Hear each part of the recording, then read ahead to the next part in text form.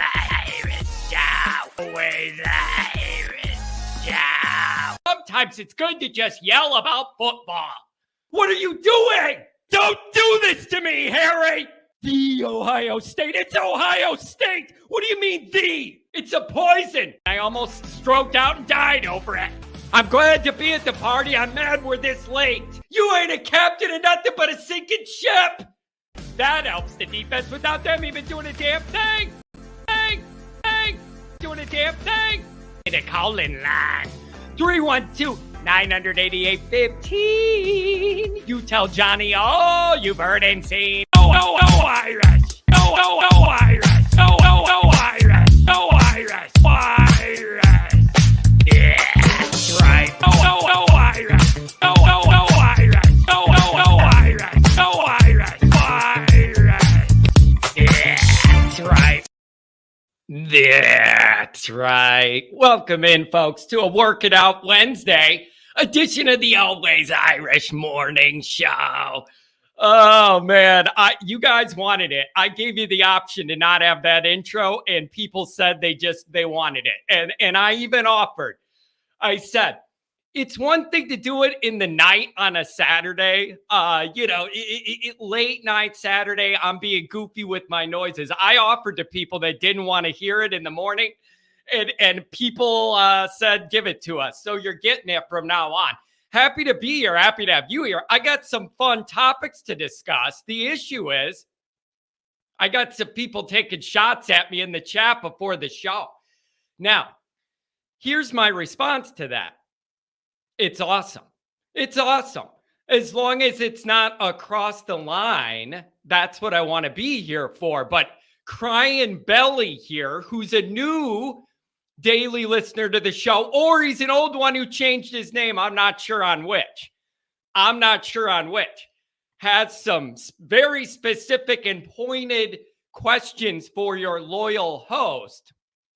And you better be sure I'm going to address them. So, that's going to be fun and exciting. We have a couple phone calls here, and we're going to get into this. One thing I do want to make sure we cover is the early top 25 post-spring. It's not an end-all, be-all of anything. It's post-spring, but CBS put theirs out. I just want to go over it a little bit and kind of see where people are thinking. I do think it is informative to get an idea of perception, where people perceive teams to be early on. So we're going to get into this. The first thing I'm going to cover is I'm going to go after the shots against me, get that out of the way, cover that ground, and then we'll go from there. All right, everybody, YouTube, you're already there. Hit subscribe if you haven't. I don't know why. Give the video a thumbs up. That helps me as well. Notifications on. That way you're alerted every time there's a new episode. You don't want to miss it. Twitter, search bar Always Irish Rat. Always Irishing. Emails alwaysirishandy@gmail.com. Audio only anywhere you want me to call in lines. 312-988-15. You tell Johnny all you've heard and seen. Fighting Irish Wire. Go there every day. Read about Notre Dame football from me and a lot of other people. I did an article a couple days ago on Notre Dame and NBC, and I don't know what happened. It took off like in the USA Today system, whatever. It got a lot of views. So it's nothing I haven't talked about here, but if you want to go read it to get a different perspective on my opinion, reading it versus yelling it to you, feel free to do that. I have people who like doing both. Reading what I do after the show or the other way around, because a lot of them do overlap. All right, let's do our roll call, and then we'll get into this. Good morning. Patrick Cotter's here for sure. First one early in the morning.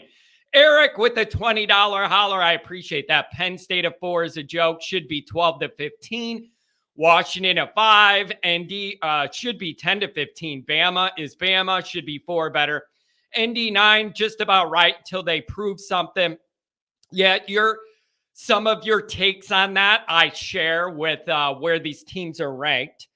And we'll get into that in a minute. Stephen Arado, good morning. Irish Nation, fearless leader. Look at this, Pennsylvania. see everybody for the Ohio State game. We got somebody traveling from Pennsylvania for the big game, probably got their tickets this week. There's a lot of that going on. That's on my list to talk about too. Domer88 with his daily message, paint the house the rock belt green. No more red takeovers. I still have an episode on that waiting to drop. I'm waiting for the right time. C. Jones, top 10 start. Good to me. I mean, yeah, you can't really complain about it, right? Better than anything else. At work with meetings all mornings, we'll be in and out. Nick Dean, I appreciate that. Defensive line recruiting picking up for 24. Still need the guy from Chicago. I'm hearing mixed reviews on if that's going to be feasible or not. So I don't know. We're going to have to see. Pat, good morning, John, and always Irish fam. Happy Wednesday. Cheers. Well, cheers to you as well. Interesting year from Andrew Gilmore. A&M should have a major bounce back year if Jimbo allows Petrino to call plays. There's no way Buckner can handle that schedule. They messed up not closing Drake May. It's going to be interesting. It's going to be interesting for sure. And I think a lot of people are waiting to see what happens with A&M, if that continues to flame out or that accumulation of talent pays off and some of the way they did it. Good to see you here, though. Oh, Drunk Vigo. Yeah, they were tearing me a new one. It was mostly crying belly. So we're going to get to him, and I'm going to address his specific complaints with my content in one moment. What does he say about this? Haven't seen any post-spring top 25 lists. But if ND's in the top 10 on any, I would have to disagree. That is too much pressure on Freeman and unrealistic expectations given the roster. Couldn't you argue? One is, if Marcus Freeman's sitting there looking at where we're ranked and it affects his stress level, we have a real problem at head coach. So where you're ranked before the season or whatever, if that's impacting like how the coach is thinking or the pressure level, that's a red flag right away. And then I guess I would rather have higher expectations than lower. Like, to start a year, I don't think there's anything bad with having high expectations. Like, unless you know it's, the first year after firing a guy and your roster's totally in the dumpster. Like, I understand that, but that's not this. That's just a different situation. Jay Lehman, good to see you, Jay. One of the nicest guys I know. Definitely one of the nice guys on social media. I know that.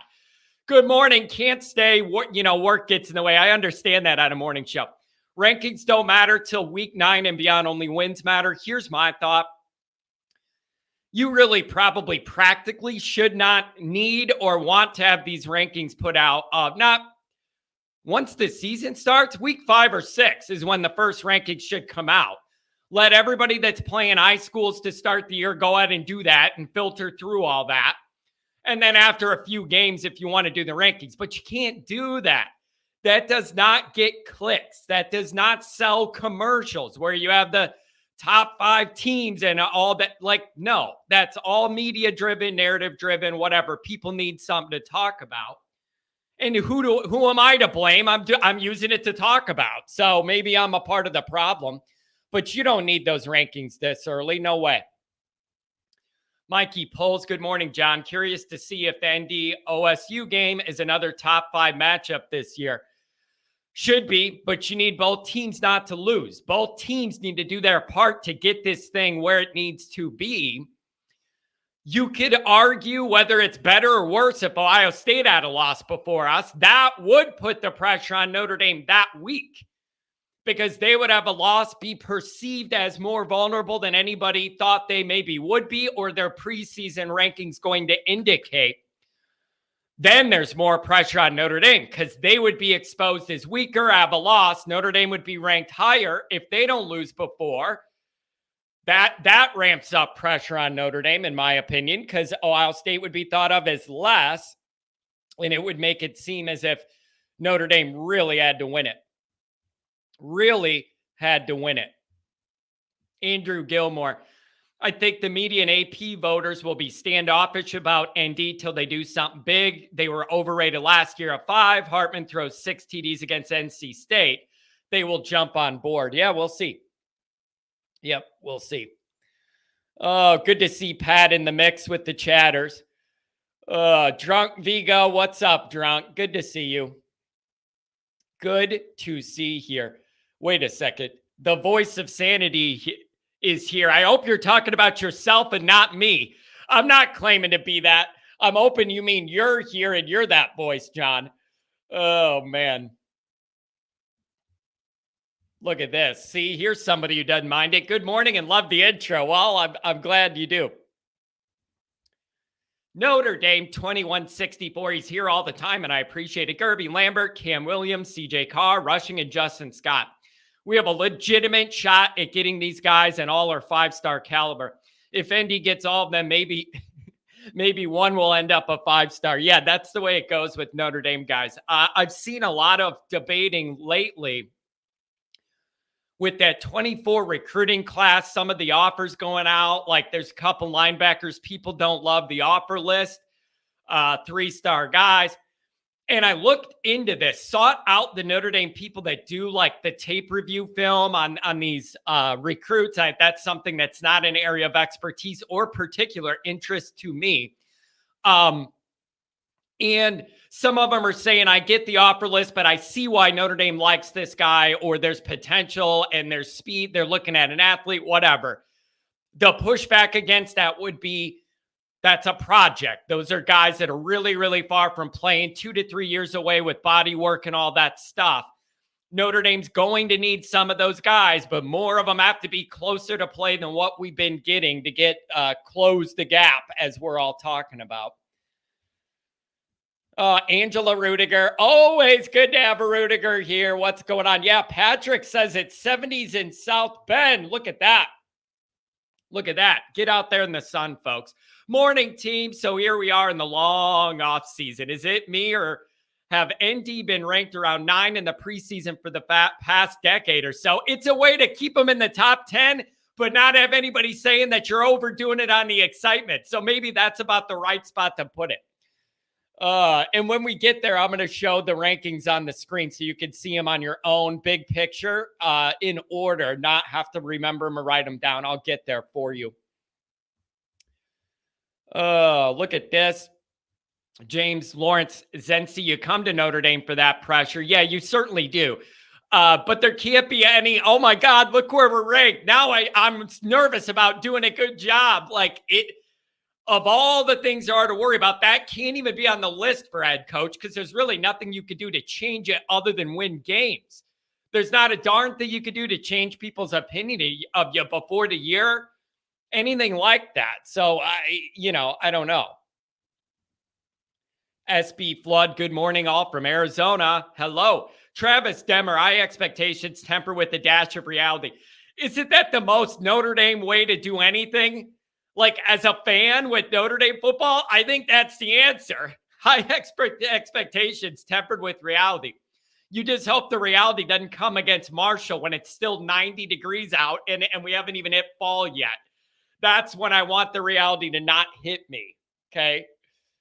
Oh, man. Andrew Gilmore, here we go. Hitting on some of what I just said. Andrew is not trying to cover for ND recruiting on D. People need to understand what they're looking for at linebacker in DB. They need a bunch of tweeners if you run the 3-3-5. Look at Snead, quasi linebacker, safety. That's getting into exactly the discussion I was involved in and looking at. And that's what those inside recruiting guys said, is these guys have something they're looking for and they're targeting that. Kind of relax on that. So you can take it or leave it. Take it or leave it. D-Rock Irish, hearing 26 athletes of various sports at Iowa be investigated for gambling. Ferenz at the presser didn't even know about it. Iowa State had about 21 athletes allegedly involved. Yeah, it's going to be the interesting thing with Iowa is how incredibly inept that offense was. And then people on Twitter are going, yeah, it makes sense. Their offense would be like the worst anybody's ever seen if they're trying to point shave. Like, it's just kind of a bad look. It could just be pure incompetence, bad offensive play calling by Ferentz's kid and everything about it. But it's just funny. Man, if you wanted to ask about point shaving and then you look at that offense, it's point shaving university. But it could just be on accident because they were legitimately terrible. So I don't know. Jackie Brown, good morning, John. Good morning. Happy to see you here. Brandon Fry, what's going on, Brandon? Got my tickets for Clemson and Death Valley. Can't wait to go back. Hope it's hope it isn't a hurricane this time. It'd be a much more enjoyable trip. Find my buddy Pigskin Pete at that game. Tell him I said what's up. Tell him I said what's up. Xander Cruz, good to see you. Good to see you. Deb Thomas, always good to see you as well. All right, we're caught up. So let's get into the complaints against John. First off, $20 holler. Oh, I already did that one. Thank you, Eric. Appreciate you. All right, here we go. And then we're going to go to the phones after this. Actually, I might breeze through my rankings real quick so we could get that out of the way, and then that could lead into the calls. Crying Belly, which is actually a pretty good name, I'm not going to lie. Again, I don't remember this name being here up until a couple weeks ago, so I'm still not sure whether this is a new person or an old person who changed their name. I am unclear on that. John, what galaxy brain logic did you use to conclude Hartman is somehow bigger and stronger than Buckner when Hartman actually weighs less and is shorter? You obviously did not use Google. Crying Belly must be referencing the video I put out with the still frame shot of the quarterbacks. It was like the first spring practice, and they were both dropping back in their red jerseys, and there was a photo taken.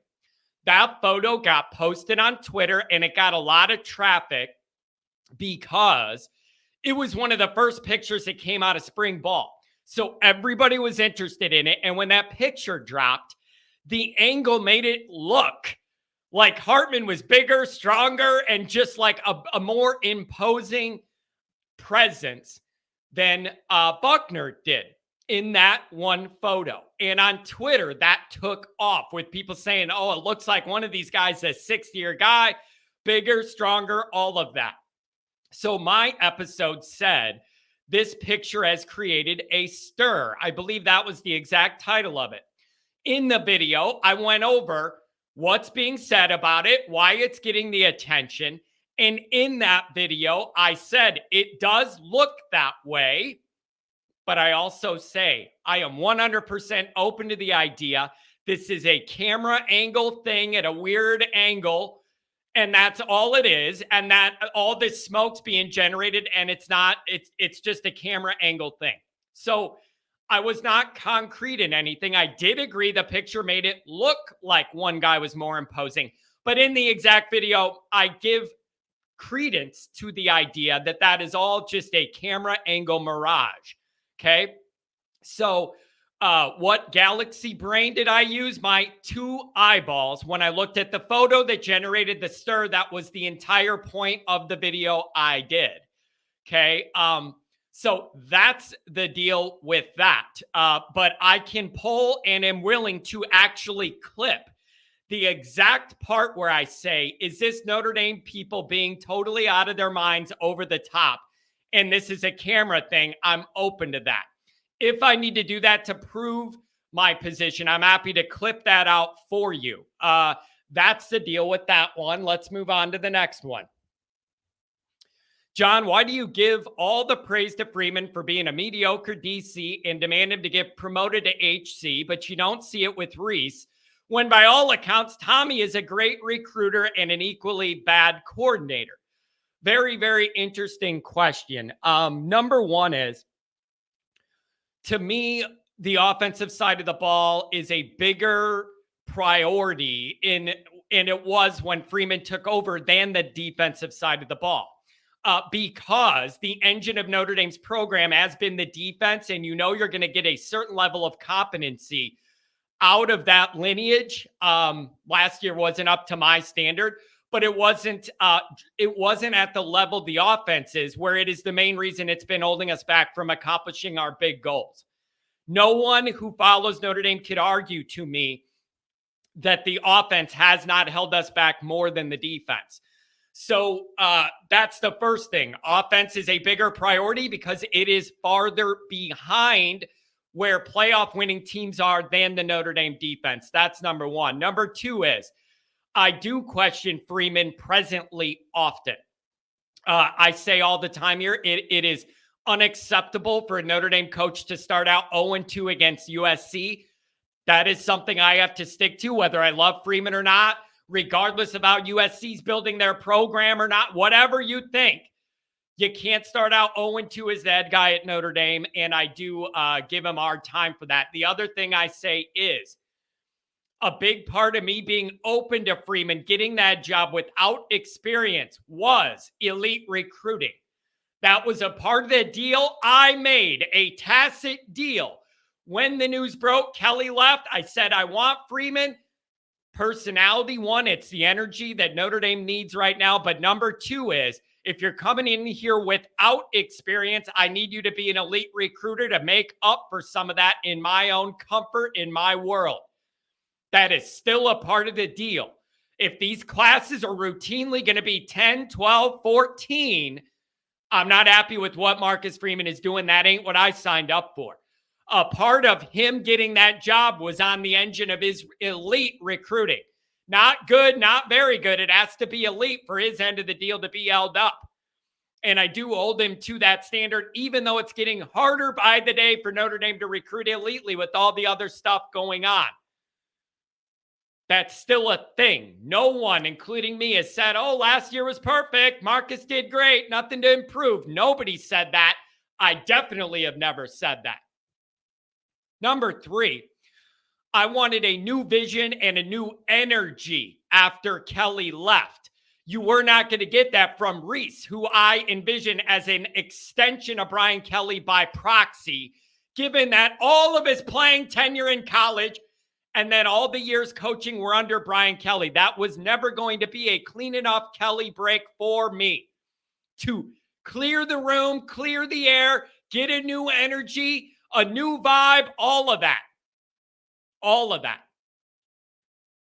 Reese was never going to be able to provide that in a way Freeman could, and I felt that it was important to create that divide between the regimes. Otherwise, I don't like the feel otherwise. It's wishy-washy. You kind of still want the Kelly stuff, but kind of have one foot in something new.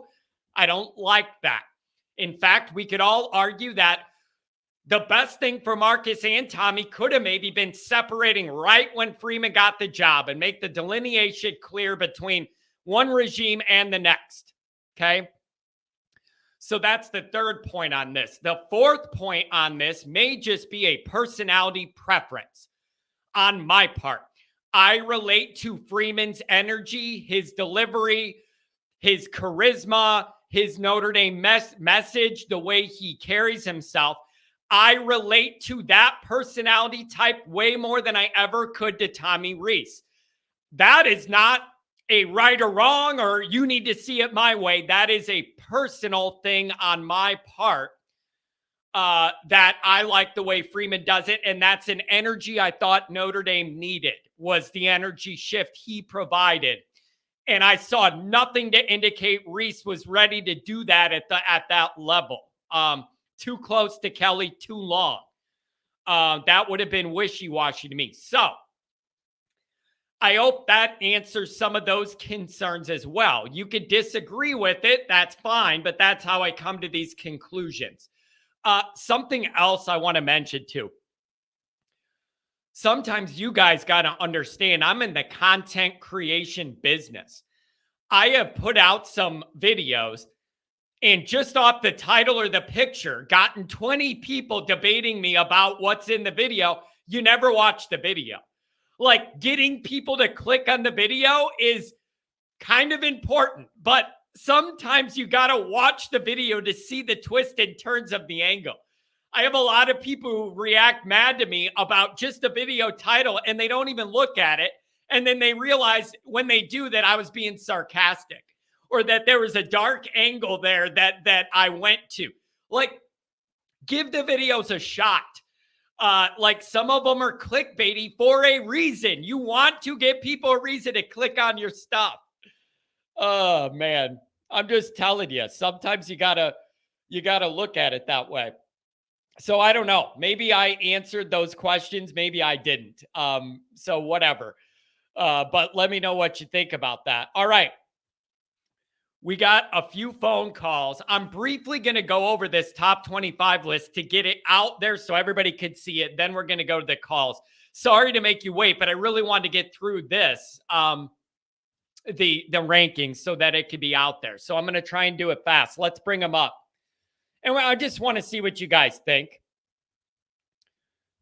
Let's see. Let me try and get the Brian Crelly off the scene here. Blocking my own view here.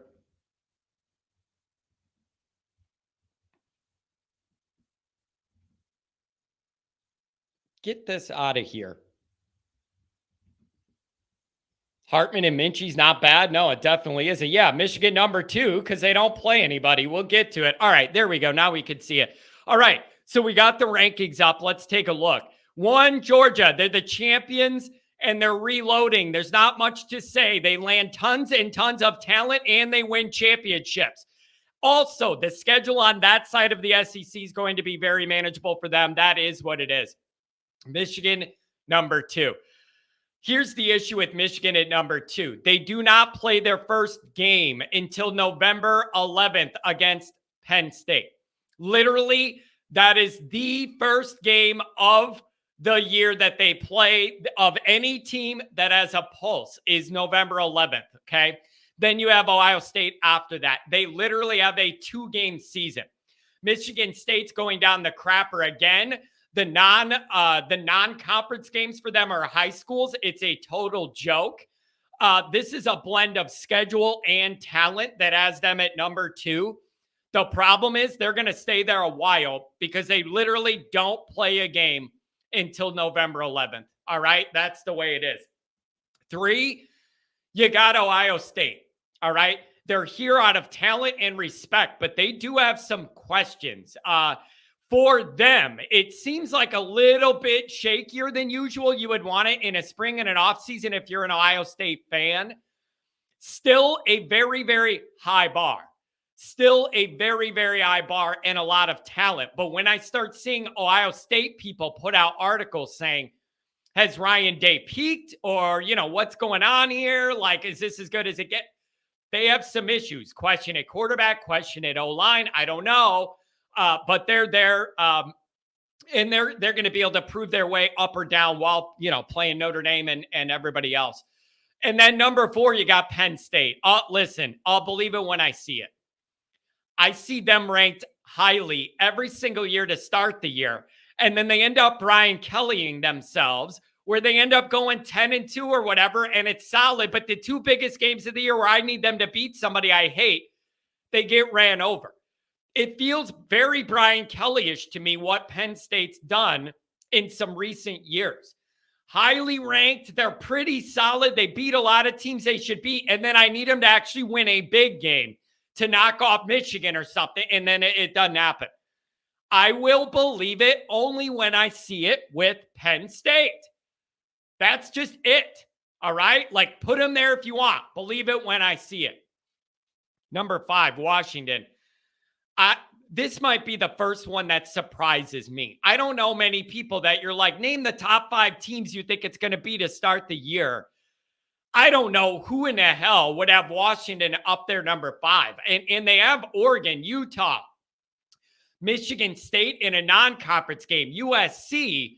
This might be the first surprise to me, having them number 5. That they would not randomly register to me at 5.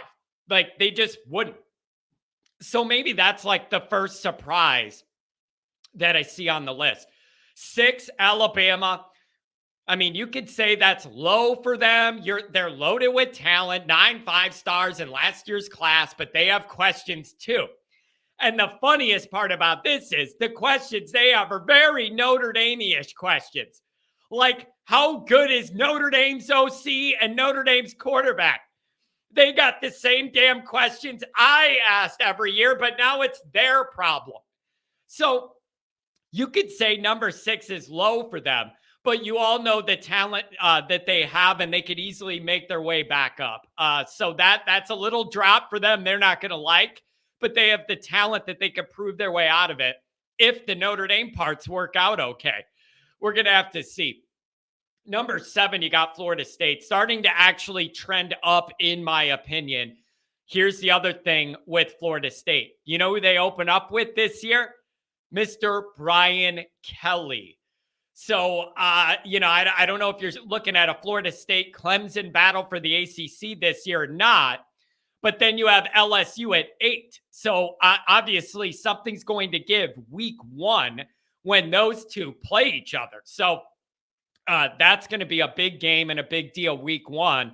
And in a world where teams are starting to shy away from playing big non-conference games, I got to give them credit for having that. I know it was already on the schedule and they played them last year, but I do like that matchup, and it's ballsy to at least have it on the schedule.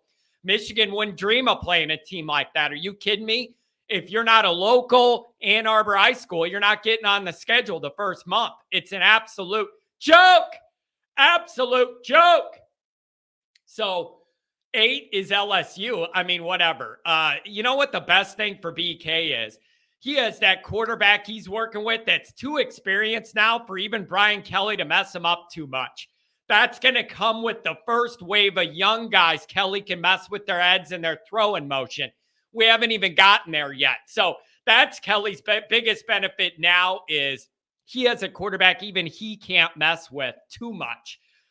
So then look for that to start kicking in once he has these young guys he can mess with their heads. Tell them their throwing motion that got him a 4 or 5-star in high school is garbage. Start messing with their angle. Just wait. So that'll kick in after this guy leaves.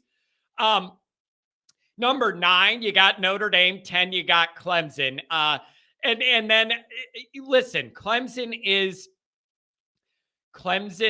not what they were. This is not Clemson spoken about, talked about in recruiting the way they did when they beat the brakes off of us in that playoff game. Make no mistake about it. There isn't that shine on Clemson anymore. There isn't. However, Dabo's still a good coach. He knows what he's doing. That offense should be better this year. And their defense, I expect to be solid. That's going to be a very tough test for Notre Dame in Death Valley. The big question is going to be, what's it all going to mean by that point in November? How many losses does Clemson have? How many does Notre Dame have? That ball game could mean everything or almost nothing for Notre Dame. You have a few losses. What's another one other than for me to yell about? But that game could mean the world. It could mean nothing. Here's the frustrating part about that game. You and I both know that's going to be a big night game. And the other big night game that week is going to be Alabama against LSU. And I don't like that because I would like to enjoy that game fully. And I'm not going to be able to when I'm watching ours and flipping over to see Notre Dame in the SEC and who comes out on top. Oh, man. I'm telling you, man. Sometimes people just either can't read or don't want to read. John is hitting rock bottom with his own spring list. Oh, no. What part of per CBS Sports informs you that this is John's own list? I don't understand, Newt. Did they not teach you how to read at Notre Dame 100 years ago or what? Come on, man. It says per CBS Sports right on it. Oh, man. Come on. All right. I'm going to leave that up for people to see for a little bit, and we'll take a couple calls, put in the chats what you think, whatever you want to do. Dr. John, it's been a while since I've talked to you. I missed you. Hey, K-Pasa. Well, I told you on the chat, at the end of the chat on Monday, I cut my trip to Idaho short because I needed to talk to you today. I mean, I don't want you to be cutting vacation short to talk to me, but I do appreciate it. What's on your mind? Well, I took a lot of notes. Took a lot of notes on Monday, and the second word I wrote down was sanity. And when I had a lot of windshield time, of course, driving from Boise to Livingston. And I started thinking, geez, what do I really bring to this show? And I guess sanity was the number one. It's probably due to my age. But then I thought, too, you got a lot of guys that really know their X's and O's. They analyze this stuff. And I don't do that. But so I look at myself as more bringing human interest to the show. My experiences, the games, the stuff I've done with my daughter regarding Notre Dame. So that's the second thing. And then the last thing is trust. I try to get you guys to trust the administration to do the right thing, trust the coaches. And then I looked at the acronym that those 4 words mean, and I guess that's what I bring to the show. So, John, here's what I need. I like your experience, and I like your experience of living Notre Dame longer than a lot of people that are here in this chat. And with that comes a lot of Notre Dame feel, of how things feel over there, when they feel right, when they feel off. Like there's just, I don't know. I value that experience, having a guy around a bunch of decades that's seen a lot of good and a lot of bad. And there's some balance to that because you've lived it all. So you can bring a sense of balance that somebody like me can't really offer, except in theory, because practically I have no memory of Notre Dame winning anything at the end of any year that excites me. I'm too young to have any of those memories. So I need the balance of knowing what it was like and that it really did happen. I appreciate that. I appreciate the balanced perspective. Well, the other thing you don't have is you had one losing year, I think, since you've been a Notre Dame fan. Is that right? Didn't Kelly have one losing year? Well, we had what? What would we go 4-8 that one year, or whatever? And then what did Weiss do? Yeah. I mean, Weiss had under 500 years, didn't he? Or if they were 500, it still wasn't good enough. No, I know. But I've had more of those years than you have. I may have had some more up years, but I've had some of those down years too. Yeah. But anyway, here's what's tricky with what you said. Here's one thing that's tricky. Asking people to trust like the coaches and the administration that they all have, what's best in it. That's tough, man. There's a lot of people who really have doubts about that. Probably not so much the coaching now. They know everybody's bought in. But more like administratively, there's a lot of people that have a lot of questions there, and there's really no good answer because none of us are behind those doors. That's a tough one. Well, and that's the key. I mean, Monday I wrote down 3 things about the administration and what they expect. I think they tell the coach, you graduate your kids, you play by the rules, and we'll give you what you need. And I think there's no evidence that they won't give these coaches what they need. Let me ask you. I'll give you one. I'll give you one example right now. I will name you one specific example that is right in this vein, and then you tell me what Notre Dame's position should be to help out the football team. I do not see a path. Right. How can Notre Dame expect to compete every year for a championship if they are so limited that they cannot really approach many undergraduate transfers that could come to Notre Dame and be there for 2 or 3 years and get a degree and play football? Currently, that is nearly impossible to do due to the credit transfers and all that with what's required. I do not see how Notre Dame can expect to realistically compete in an environment where we are limited to natural recruiting of 20 something kids a year, a few grad transfers, while everybody else has the flexibility to maneuver bulks of guys in and out on their roster at an undergrad level. Notre Dame's forcing their margin of error to be minuscule compared to everybody else. How can Notre Dame compete in that environment?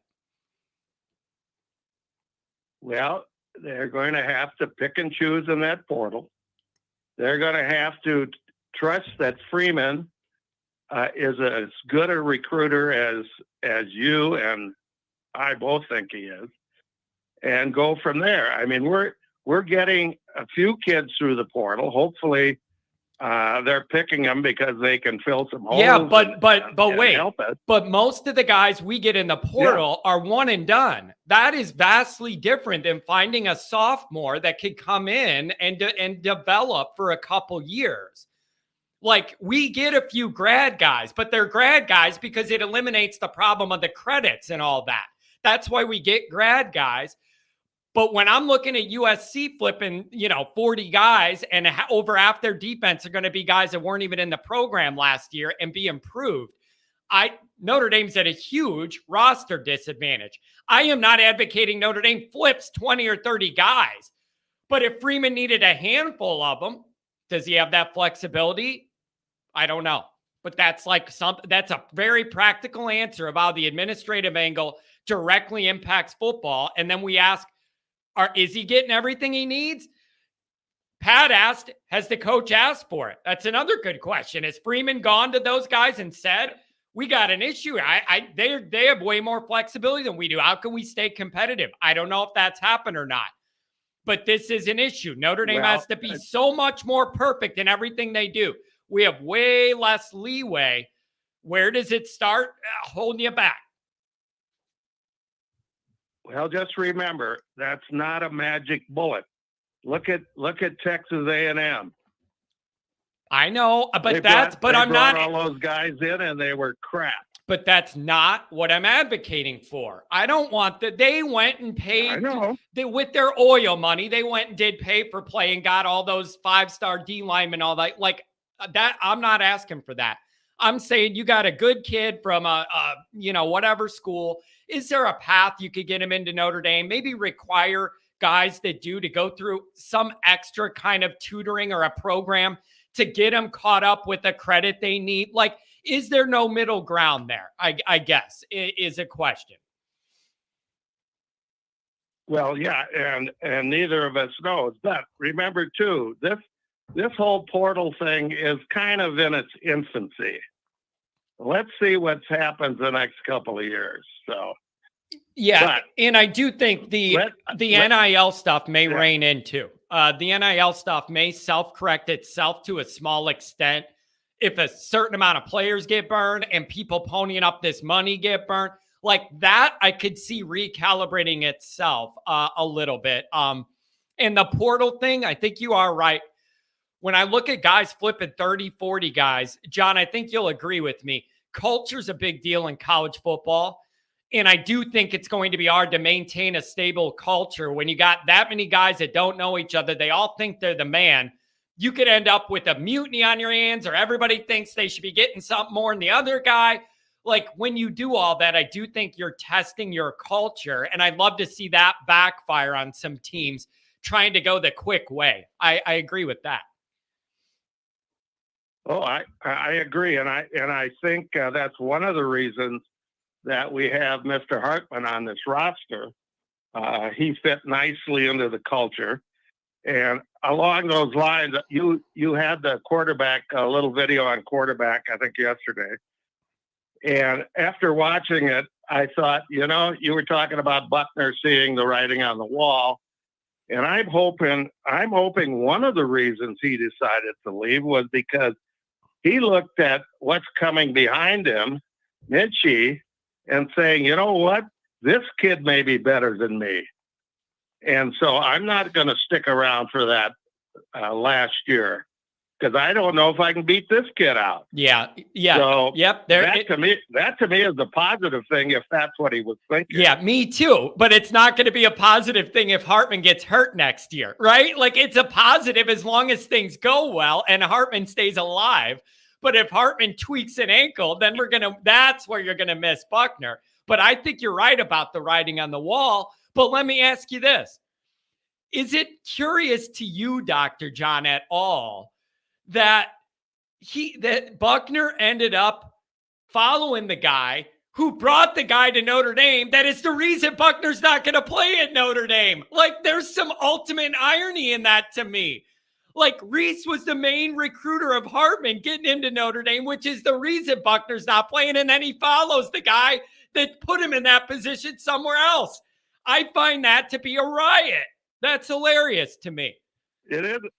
It's ironic, isn't it? Really it's just funny to me. It really is. He was probably like, really, Tommy, you're doing that to me, getting this guy at Notre Dame? He had to have that feeling, and then he ended up following him. It's just a bizarre sequence to me in that way. Yeah, it is. It is. Yeah.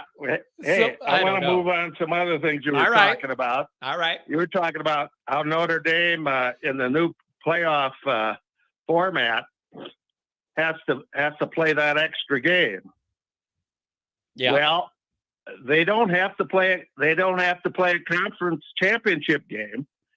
So those teams that get in with the bye have already played that extra game. Now, granted, there's some time in between to recover, but they're still going to have to play as many games as Notre Dame. Yeah. No, look at the other part of it, though. Does it bother you at all that Notre Dame could be undefeated 12-0 and that the highest they could be ranked is 5th? Does that bother you at all? Or do you think that's a fair price for Notre Dame to pay for entry to this expanded tournament? That's a tough question. That's actually a really good question. I think you misspoke, though, John. They wouldn't be ranked 5th. They might be ranked 1st.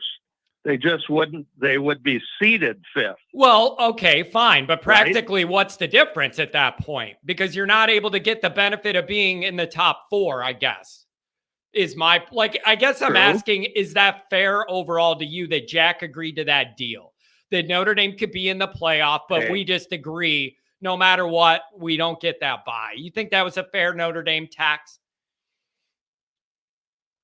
Well, I hate to bring this up to point this out, but you were at the Bush game, right? I was. Life ain't fair. Yeah, it's a good way to put it. It's a good way to put it. Are you okay? Yeah, it's a good way to put it. And I have some stuff coming out about that game, by the way, too. That came up on the night show Saturday, and I went off on it a little bit, and I'm going to put something out on it. I don't know when, but it's recorded and it's on deck. Yeah, I don't know, John. It's going to be a wild new world with this playoff. It's just going to change everything. One more thing here before I cut you loose. You apparently thought I just added ND to my moniker. That's been there from the beginning. Has it really? I don't know why that stuck. I don't know why that stuck out to me, because I don't know why it hit me the other day. I thought it was new. The ND, MD. Maybe that was just my brain doesn't always work right, John. You know that. Well, you probably don't remember. It was a legal thing. I had to put that in there because it's not. It doesn't mean Notre Dame. It's Latin for nullus doctorate. Which means you remember when I first called you, I was worried about your blood pressure and I got a little concerned about practicing medicine without a license. Yeah. So actually what that means in Latin is that I don't have a doctorate. I thought it was Notre Dame. I thought that's what it stood for. Notre Dame himself. Seeing the future, telling me how to stay in one piece. I thought it was Notre Dame himself, man, back with a philosophy, a philosophy for me or something, man. But John, it's been good to touch base with you. It's been a while. I know you're traveling, but the people love hearing from you. Okay, before I got one more thing for you, because I can still practice psychological medicine. And I wanted to point out the very first thing on the top of my list was your rant about Maris's hair. It just bugs me. And I think it's really... It just bugs me, man. It's a It's a psychic problem because you're losing your hairline. I think that's what the obsession is.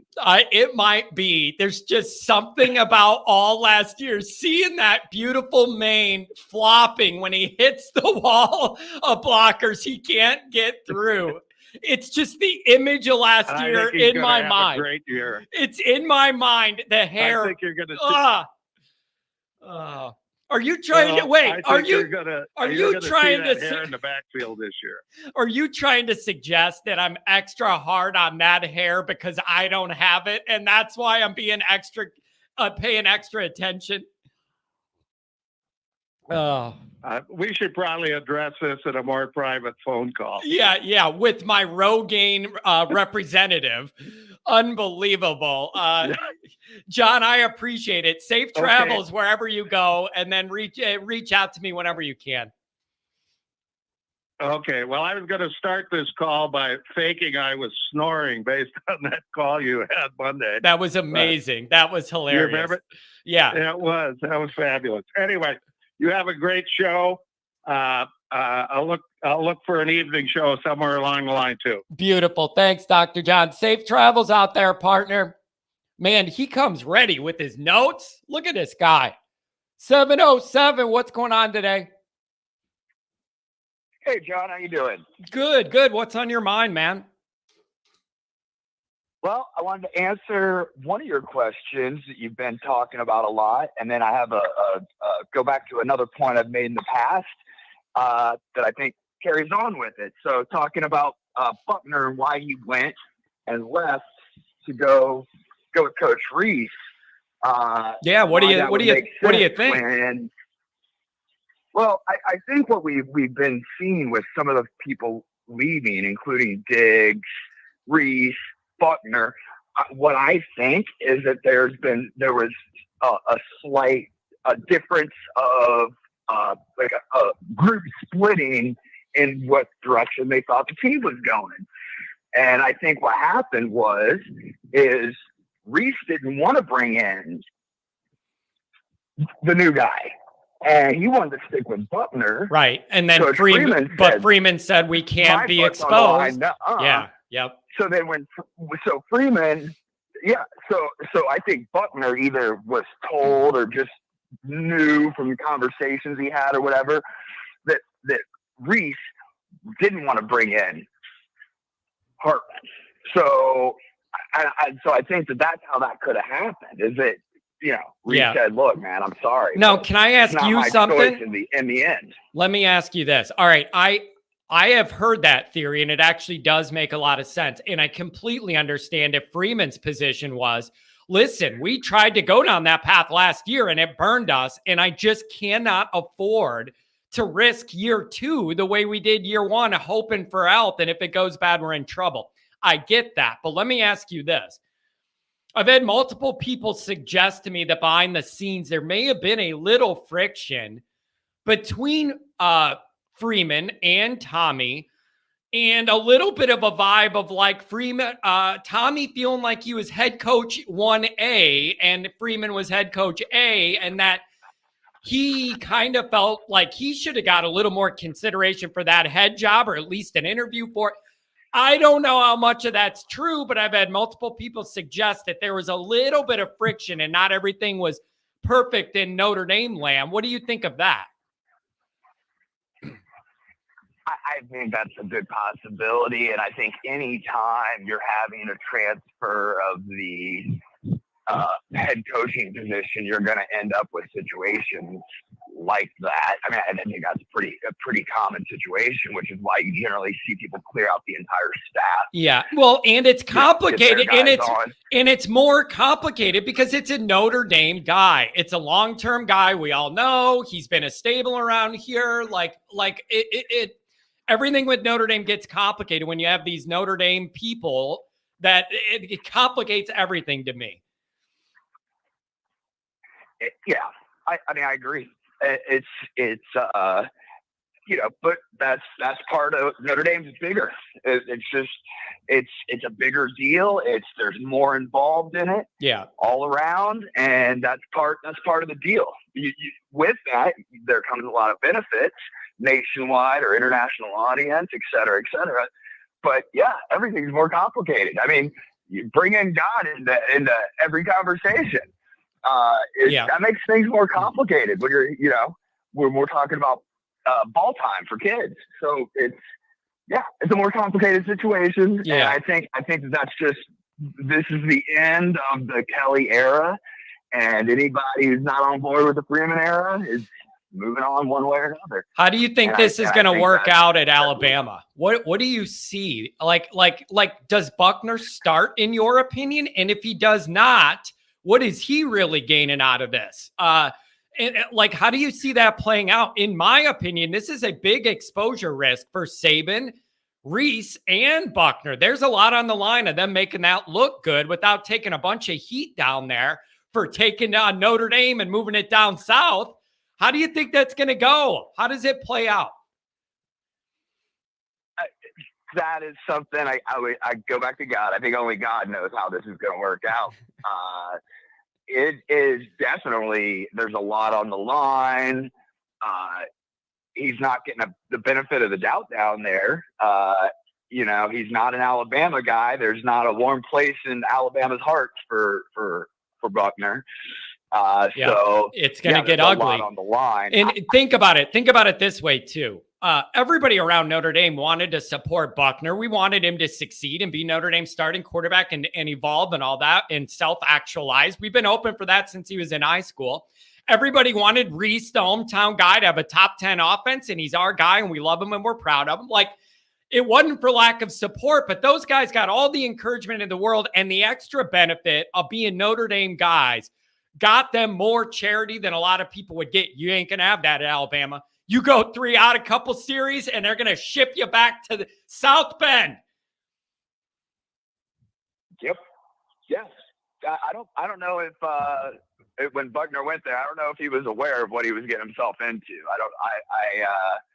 I have friends who are from the SEC who live down there, and it's a different ballgame. Yep. It is a different ball. You wanted to talk about God. You brought up, hey, you said only God knows. Well, guess what? Football is God down there where you're talking about. Like, it's everything. Yeah. It's every day of the year. It's everything to those people. And it's amazing in a way. Yeah, it is, and it's not. I mean, I've spent a lot of time in the Deep South. I lived in New Orleans after Katrina hit. I went down to help rebuild New Orleans, and have an ex-girlfriend from the sticks in Louisiana. And I'll tell you, being down there, you could be in the middle of a giant swamp or a wet woodland, and there's not anything that you would call entertainment for 30 miles. And so about the most wholesome thing you're going to get your kids into is ball. You want your kids playing ball down there, because if they're not playing ball, they're probably doing something stupid. And so, you want your kids playing ball. You want them thinking about ball, and they don't have anything else to do anyway. So get them out on the field, bashing each other and getting ready to go play ball for the team. Yeah. And it's different. You talk about LA kids and recruiting. That's a whole different situation when you have kids growing up and they're surrounded by nightclubs that they can get into, and the beach and people everywhere and every kind of opportunity you can think of. Those kids have a different mentality. Yeah. And it's a different. Nobody's dying to play football in LA. Yeah, if they're not good enough, whoop-de-doo, they're going to go be a rock star. There's too many, right? Yeah, there's too many other distractions and things you could get into there. Yeah, no, it makes sense, man. Yeah. It's going to be very, very interesting. But as for Notre Dame, I think that offense takes a big step forward this year with Hartman, and hopefully that helps Parker, ease into his new role, and then we go off from there, hopefully long term. I think it's looking good. I did want to get in. I do have one other point. Sure. It's going back to a point I've made before talking with you. And I think it's just going to put it in a different light with everything that's happened since. Talking about starting the second team for the first quarter or the second half. And I talked to you and said, I think football has moved on from that. And what I think is, in my opinion, I think I'm ahead of the curve. I think what I'm talking about is going to be the standard of across football in the next 5-10 years. And why would they make that shift? Because of what we're talking about with players leaving so quick. We've been talking all week. I've been listening to you. Everybody's talking about how you can't keep a quarterback in the program who thinks he should be starting, and you can't keep him there for 3 years and then put him on as a redshirt junior or whatever, and then he's ready to go. Those guys are going to be gone because they want to start. They want to get on the field. By the time they're seniors, they want to be talking about what NFL team they're going to be on. And if that is going to be the case, if your average team is going to have one legit starter and then their legit backup has already transferred to Arizona State so he can start, and then you have your redshirt freshman and a true freshman. If that is going to be the normal going forward, which you've made the comment that is the new normal in the last week. If that's the new normal, you either have to, A, get your backup enough playing time that he doesn't want to leave, or B, get that redshirt freshman or that true freshman ready to go because he's all you got next year. You got to pick one or the other, but what we can't be doing is having a quarterback ready to play for 1 year or maybe 2 as a starter and constantly have nothing else but freshmen who have no playing experience. And then we're starting every year. We either got to get a transfer or what's going to happen if you can't keep your quarterbacks that come in. If you can't keep them there for 4 years, 5 years, if they're not starting, then you got to start getting your younger players field time. But who is going go into next year with somebody who's never started? But the problem is not every team's in the same situation.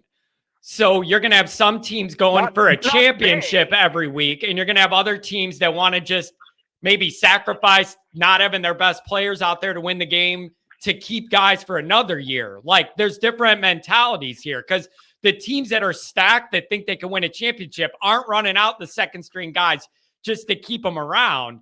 So then are you conceding the year then? Like, you're like, this isn't our year. This is a developmental year.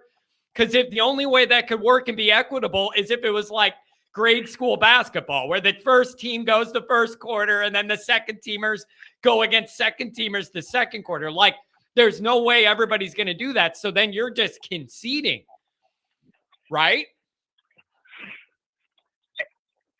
I don't necessarily think so. No, I think for example, let's say we're going against Michigan and they're trying to do it the old school way, but they keep losing their backup. I don't know how to put it. I don't think you're conceding by giving your second teamer a quarter out on the field. As far as I'm concerned, now maybe you don't do that against Ohio State, but if we're playing NC State, we should be able to play and jelly for a quarter and still beat them. And if we're not, that's a problem. Yeah. Well, I mean, something like that, I totally get. Like saying that Notre Dame should be good enough to do that. It doesn't have to be every game or the biggest game, but we've got to get them legitimate playing time. Either to keep the second guy around or to get the redshirt freshman ready to go. Yeah. But I mean, wait. How it's going to be. But the way you're saying it now is it makes a lot more sense to me than the way you first phrased it. If your argument is find as much opportunity to get those guys involved so they want to stick around, and that means winning a bunch of games by enough that you can do that, I totally support that. But the idea of like in the middle of a competitive game, you're pulling your starters to get other guys playing time, That's where I get lost, because that's just not how anybody's going to process every game they want to win. Yeah, I mean, I understand that. And clearly, there's degrees and situational circumstances, and I'm not suggesting that we put ourselves in a position to lose big games so we can get a guy some experience. Yeah, that's not what I'm saying. But I do think that we should be able to get them a lot more experience than we've been giving them, and we're going to have to because I agree with that. Hey, I agree with that. Yeah, if that's your point, I agree with you.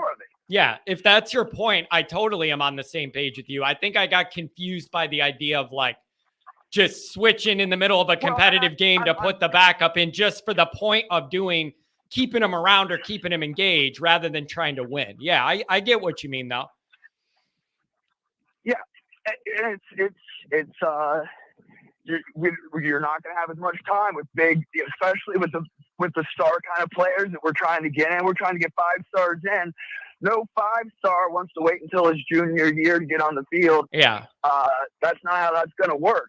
And so we got to figure something out and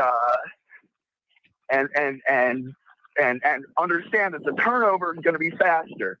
We're not going to have kids for five years if they're NFL type players anymore. Nope. I get it. You do have to try something. And you have the other thing is you have the 4-game window to be able to let a young guy play without losing the year of eligibility. So that could come in play too for a guy like Minchie. If he could get in, get experience, and then not lose that year, that'd be good too. Yep. Nope. I agree with you. You got to find a way to try and spread it around while winning. That's the very hard needle to thread, man. Yep. Well, thanks for the call. I hope you have a good day. John. No problem, man. Give me a call back whenever. Sounds great. Have a good one. I get what he's saying a lot more. If the point is just we need to get younger guys more engaged, like I get it. Like I totally get it. That makes sense. Oh boy. Pat, you're on the air. I've been listening to this guy call in for what seems like months now, and he's been peddling the same stupid line that I can't understand. And every time you talk to him about it, try to poke holes into it, he changes his position a little bit just to try to sound like he knows what he's talking about. But for Christ's sake, what he says makes no sense. You got to put these guys in the second. Remember when he was comparing the team to Newt Rockne a month or two ago, and he said Rockne used to put his entire second string in the second quarter, and they would win every. That was 100 freaking years ago. What is this guy talking about? College football does not work this way. You do not just put your second string in to put your second string in. Just stop it. Stop with your nonsensical opinion about how college football works. If you were the head coach of Notre Dame, they would never win a freaking game. Holy Christ, it's so damn annoying. You don't feel like you got – I feel like I got a little more clarity out of the angle this time than the last time he called with the theory. I really genuinely was struggling. I was struggling to follow it. But if the idea is find a way to get younger guys more engaged so they're not as prone to leaving, I totally agree with that. If that was it, then I agree with that, right? You agree with that. But it can't be reckless. It has to be the right way that allows you to still win and do that. There are ways to get guys on the field that doesn't disrupt the flow of the game. That's why they have something called a rotation, where if you got a defensive lineman who's talented, but he's not your every down guy, you put him in to spell a player and you get him meaningful snaps. The same thing with every position on the field except for the quarterback and the offensive line. Those are only positions you don't really rotate guys out. College football coaches do this already, but you don't have to put the entire second string on the field. It's insanely annoying. Just that the idea that somebody would support a position like that just makes me want to smash my screen. Oh my God, dude, stop with that. It's idiotic. All of his opinions, everything that guy has ever said. I have always bit my tongue when this guy's called in because I always feel like he's going to have a point. But then I said the thing. It's unfinished thought. It's an unfinished thought because he doesn't know what he's talking about. It drives me insane. I couldn't take it anymore.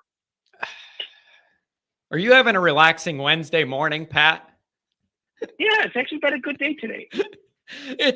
I think he just wants to find a way to keep the quarterbacks around, but the way it came out was Well, not we've already established this, right.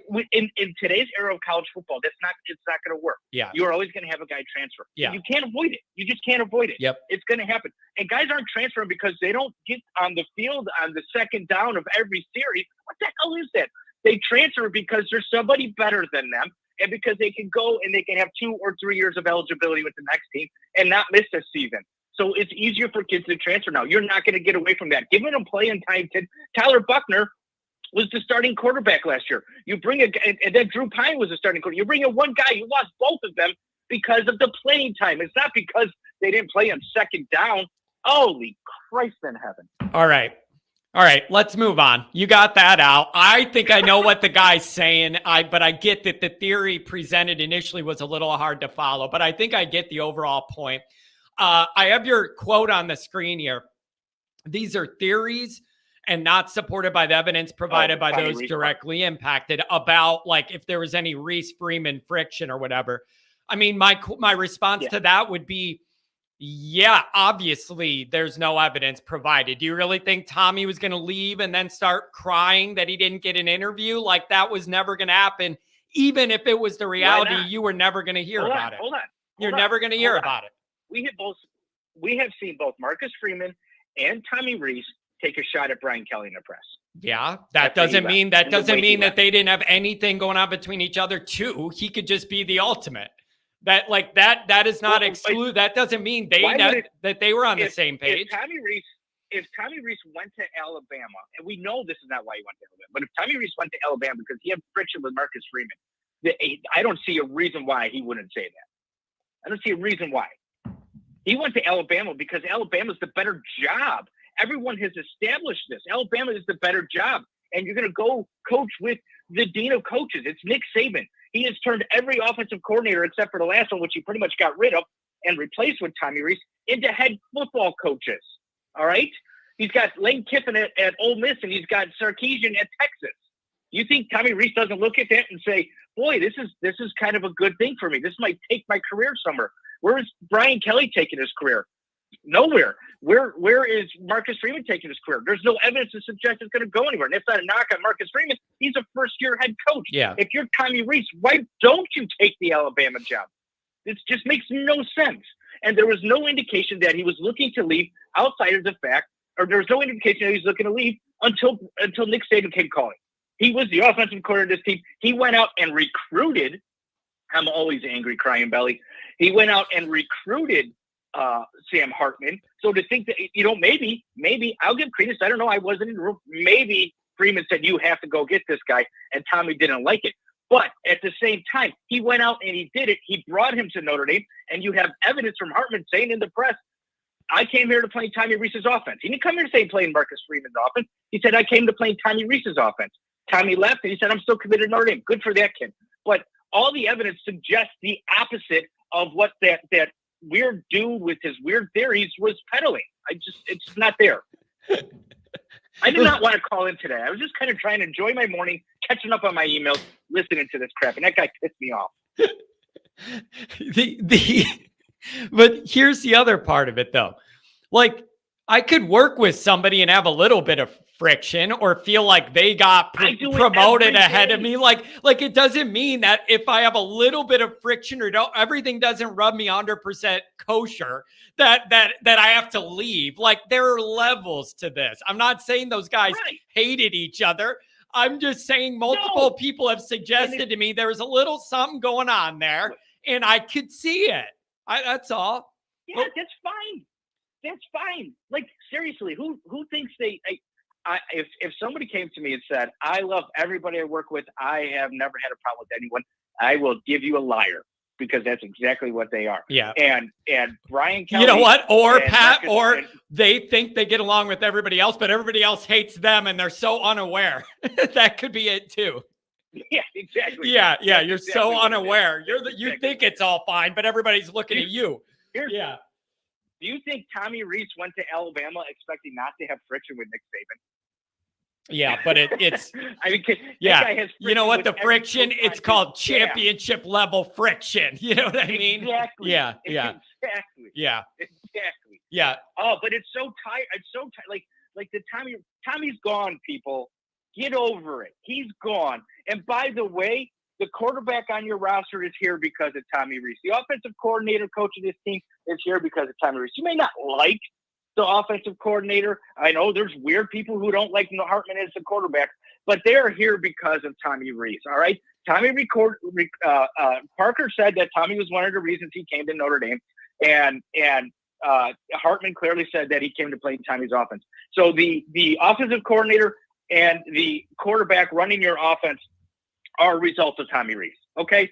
Now then your 4-star quarterback that everybody's doing over Minchie, he's here because of Tommy Rees. Your guy that's committed to you, Carr, he's committed to you because of Tommy Rees, and he's staying on with it. Do you think? Wait. People, you can go ahead. Hold on, John. Hold on. They can hate Tommy Rees all they want. Fine. I can care less. The dude is gone. All right. He's gone. He's not like Brian Kelly gone, where you got to fix years and years of Brian Kelly destruction to the roster. He was just a pawn in Brian Kelly's coaching staff. The guy is gone. Everything that happens now he's going to give you some benefit, but at the end of the day, he's gone. Get over it. He's an offensive coordinator is so different than a head coach, and people trying to lay things at his feet is maddening to me. I just don't understand it. I can understand why people have a hard time with BK and what he's done. This is the offensive coordinator of a football team who, until last season, didn't run the offense because the head coach did it. Can we move on for Tommy Rees? God. Oh my God, Pat. Do you really feel like Notre Dame people hate Tommy? I don't feel like there's a large swath of Notre Dame people who hate Tommy. What? Do you not read your comment section? I mean, I was saying I wish him well at Alabama and I want him to do well for the lineage of Notre Dame, but I don't miss the results I got here from him as a player or a coach on the field. Chief Brody, you are so straight. I want to move on from Kelly too. John, I told you a long time ago, you and I got to do a show where we just bury Brian Kelly. We get it all out. Let people just, this is it. We're done. We're not going to talk about that asshole anymore. But that's the other thing, Pat. You got to, I'll quit talking about Tommy. Dude, it's the off season and it's a very interesting, relevant, current topic that does periphery and directly involve Notre Dame. It's not that wild for it to come up. Like, it's not that wild. It's one of the most interesting dynamics all summer in college football people are talking about. Like, that's not shocking that it comes up. I'll talk about what happens with this offense now that Tommy's gone. I'll talk about Parker. I'll talk about Hartman. I'll talk about the QB coach that Adam Dowling is going to tell me how to pronounce again. I'll talk about the new offensive line coach and the makeup of the offensive line and the fact that Notre Dame has the 2 best tackles in the country. And I'll talk about the incoming freshman wide receivers who are so good that they're causing other kids who were somewhat established to transfer from Notre Dame. Those are good things to talk about the offense. Tommy Rees is none of that. Gadooli. It's a gadooli. Dr. John, you if you are just realizing now that I am just as much a head case as John, you're late to the party, man. I'm going to question your credentials. There's a reason that Pat and I connected in life. Let's just put it that way. Like, it's not random. Brian Denbo. But Pat, if you want me to be sad that Tommy is gone, not going to happen. I didn't say. When did I say be sad that Tommy is gone? I never said be sad that Tommy's gone. All I said is be happy for Tommy that he found a great opportunity. That if it works out for him, it's going to look good for Notre Dame. And I know people say it's going to look bad for him. No, it's going to look good for Notre Dame. This was a Notre Dame guy. He's a Notre Dame guy, and if this works out well, it's going to look good for Notre Dame because it's going to show that we got good people at Notre Dame. And Nick Saban pulled what he considers the best awesome. All right, now wait, whoa. Notre Dame. How's that going to look good for Notre Dame? How will that this fan base and the narratives you're complaining about, if it goes well, the narrative is going to be you can't win at Notre Dame. It's impossible to run a great offense there. It's getting everything held them back. Like, why? This proves Notre Dame. This proves Notre Dame doesn't have their shit together because he goes somewhere else and it looks better. Everybody's going to ignore the talent difference. They're all going to ignore the head coach difference in experience and accomplishments. That's what's going to happen. That is not a Tommy Rees problem. That is a Marcus Freeman problem. And you think Marcus Freeman gives a damn about that? No, he's going to make Notre Dame win. He doesn't care what the people say if Tommy Rees does well at Alabama or Brian Kelly does well at But LSU. wait, Marcus Freeman's worried about making Notre who Dame said win. anything And about so Marcus you Freeman? fix that I'm talking narrative, about John. us. You I'm fix not that narrative talking by about winning. Freeman. I'm not talking about Freeman. I'm talking about the narrative that's going to be the media, the social media narrative. That's what it's going to be. It's going to be, see, Notre Dame, you can't win at Notre Dame. You get out of there and it all opens up for you. That's not necessarily all Marcus pluses Freeman for us. fixes that. Marcus Freeman fixes that narrative if he wins. Just win. Marcus Freeman goes to a playoff this year. It's fixed. Tommy Rees who? Marcus Freeman wins 10 games. It's gonna be like, wait a second. All right, this guy's doing something. Okay, Tommy Rees who? Who cares about Tommy Rees? When it comes to Notre Dame football, it's Marcus Freeman.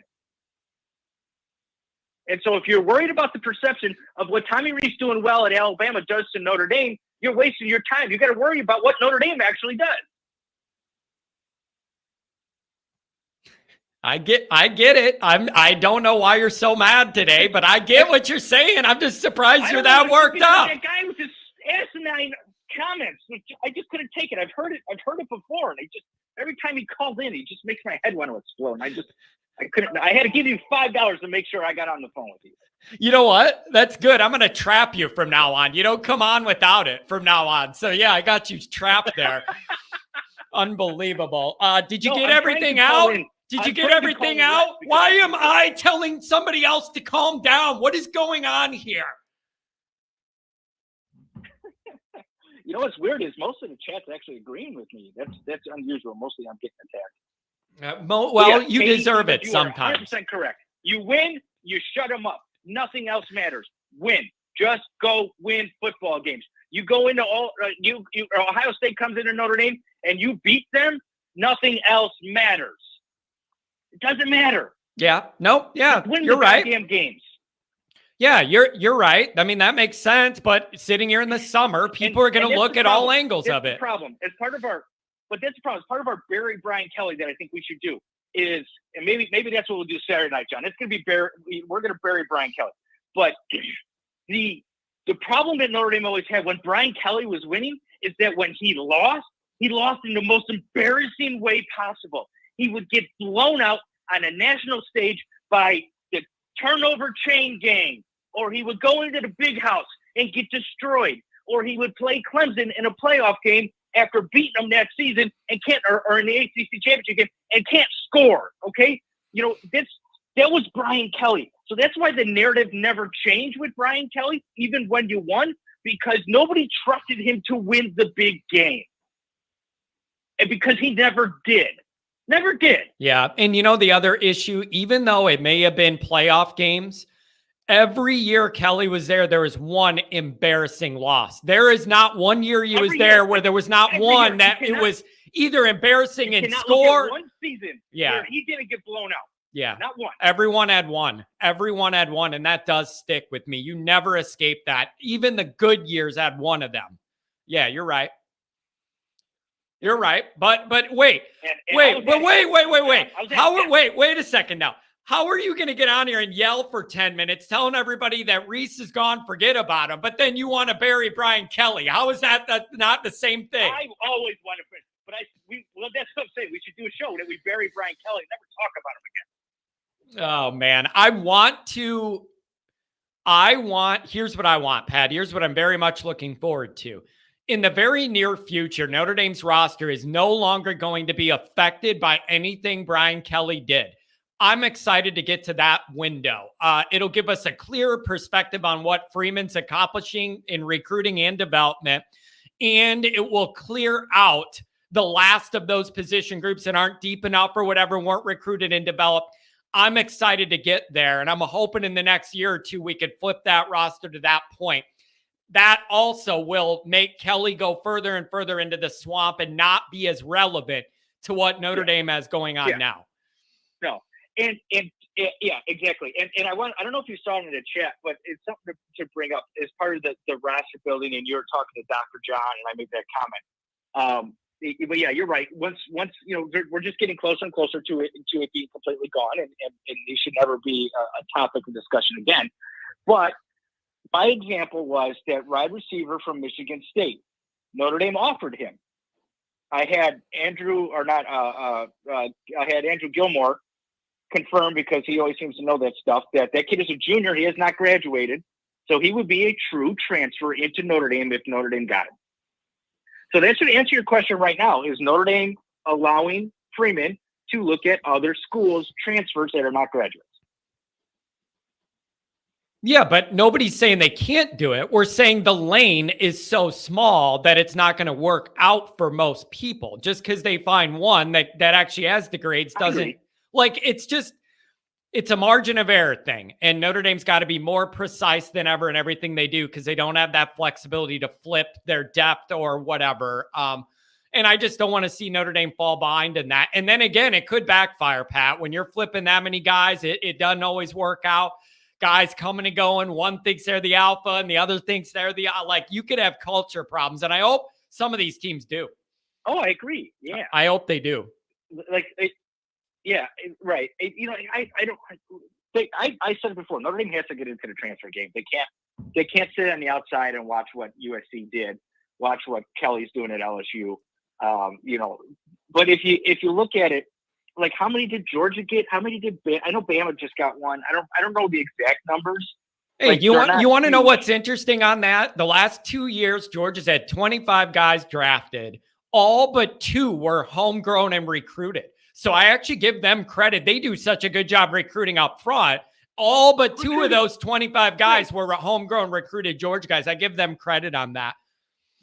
Yeah, absolutely. That's how you build a program. Yeah. What you see Kelly doing at LSU and what you see Lincoln Riley doing at USC is not what their long-term plan is.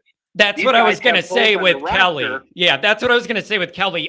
He probably wants to do that to get it to a certain level and then let it settle down and then naturally build it from there. These guys, look at Lincoln Riley. I don't even know if Lincoln Riley would have gone the route he's going if it wasn't for the way his season ended with those embarrassing losses where you got the best quarterback in the country and you can't win football games because your defense is so bad. And he just got hit with pressure that he never ever felt at Oklahoma that he felt in Los Angeles. Yeah. Because it's just a different town. It's a different town and they play defense there. Yeah, and you know what else with the whole USC thing? I'm going to be interested to see that adjustment into the Big Ten, and I hope it's tough on them. All the travel and the cold weather, and I hope it's harder on them. They should play some more physical teams week to week, big picture, than they would in the Pac-12 in an overall year. I hope that's a challenge for them, and they wanted the money benefit, so there's a give and a take there. Maybe that messes USC up in a couple of years. I don't know. I don't know.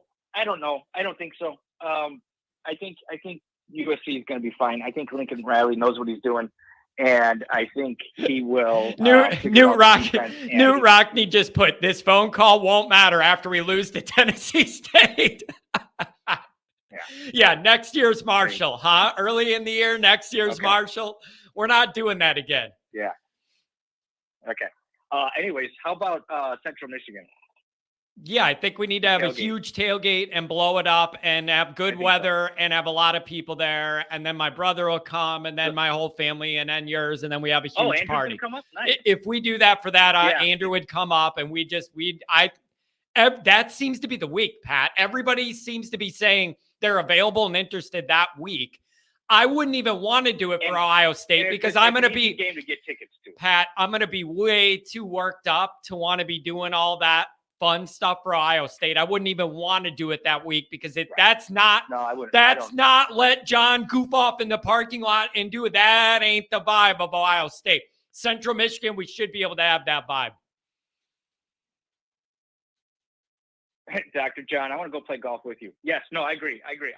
My brother is trying to get tickets to Ohio State. He's asking me if I want to go, and I'm like, man, I've been to so many big games where they just let me down. I think they have to win some before I actually start going to them again. Especially the away games. You have an atrocious away game, big game record. I don't think I'll go to a away game again. What did they lose? All the ones they went to. Never won on the road. Clemson, Florida State, Texas. Are those the big ones? I went to Clemson, Florida State, Texas. I was in Dallas. I went to the God. Fiesta Bowl and Ohio State. Oh my God! Stop That was the one going. where Jalen Smith. Stay away. That's the one where Jalen Smith blew his knee out. Oh my God! I went to. We were at the Miami game at Soldier Field. They won that game in 2012. That's not an away game. That doesn't count. That was a friendly I know crowd. it wasn't an away game, but it was. But we were at that one. And then I was at Jerry's World against Arizona State. They actually won that game. That was like in 2013. Man, that's still a rough. That's a rough go, man. Man, maybe you guys need to stay away from the big away games for a little bit. Pat, you've calmed down. Steve was at that Michigan game, and Steve was at that Miami game. Oh my word! Yeah, I didn't go to either one of those. Andrew was at that Miami game, and he left early. I mean, they were ready to fight him. They were throwing stuff at his wife. I mean, it was ugly down there, and he just said, "I needed to get out of there, or I was going to end up arrested. Like there was no other way. I just needed to leave." That's how bad that got. Hey, crying belly. We'll wait till Saturday night. I hope you come back. Yeah, for sure. Yeah, Crying Belly is now the apparently the programmer for this show, the producer. Anything else, Pat? Why don't you go relax? New Saturday. I have doubleheader softball games in the early part of the day. I'm not going golfing, so my condition should be a little better. The people would appreciate it, and so would the people I have to answer to. Let me put it to you that way. So will the people I have to answer to about the last one would appreciate it too. But yeah, we'll be good to go. But that was just a bad turn of events for me. Yeah. Long day turned into a longer day. Go take some Tums and relieve yourself a little bit, man. You're all worked up. No, I'm good. All right. Yeah, I'm good. Thanks. I'm behind on emails again now. All right. Thanks for the energy, Pat. See ya. Later. Bye. Oh man. Yeah, if you're wondering how I become friends with somebody for 20 years, that's kind of how we do it. Oh man. Unbelievable. 219, you're on the line. What's going on a Wednesday? Hi, this is Mitch LaRock with Forever Young Sports Cards. First time calling in. We had an exciting announcement, breaking news about announcing Sam Hartman's first public autograph signing yesterday. So got Dustin and Adam, a lot of big fans of your guys' show, on me this morning about giving you guys a call in. Yeah, beautiful, man. I think I did hear about that. And so tell the people when that's going to be and where so they could go check it out. So we officially confirmed the date for Sunday, July 9th. It'll be from 1 to 2:30, and that'll be in Crown Point, Indiana, at our storefront located at 166 Southwest Street. That's awesome. Now, do you have to pay to do this or like to get in, or how does that work for the people that might want to bring their kid by or whatever? Yeah, so there's tickets are available on our website at foreveryoungsportscards.com. You can also purchase it in store as well. There will be a limited number of tickets for this event. As of right now, we capped it at 300 due to the response out the gate we've had so far. So entry-level tickets, $75. And then all the way up to like a VIP ticket, which would include a Sam Hartman jersey, a photo op, and everything for $130. Wow, that's pretty awesome. You guys got a good setup, and then that's amazing because that's about as big a name as you could possibly have in Notre Dame land right now. And do you have anything else coming after that? I know you guys get a lot of players. Didn't you have Morrison recently, or am I misremembering that? Yeah, you are correct. The NIL landscape changed. Changed my business forever, I guess, at this point. So we have exclusive agreements in place, similar to like NFL style deals and contracts with Benjamin Morrison, Joe Walt, Drake Bowen, and we did Audric Estime's first public signing a couple months ago, and we got some other Golden Domers coming up in the near future we're pretty excited about as well. Yeah, that's awesome, man. That's beautiful. I'm glad you called in so that people could be alerted to that and make it over there. And that's actually a kind of a good location in between a lot of areas between like, South Bend or people coming over from Illinois. So that's exciting, man. Congratulations. I'm glad NIL's helping you kind of take off there with this. Yeah, absolutely. I think this is what, I think a lot of us hoped NIL would open up the opportunities for. Yeah, and you know what else, man? It's actual NIL the right way. The spirit of what NIL is supposed to be is what you're doing. I appreciate it. Absolutely. And, and it's been great too. We've even had,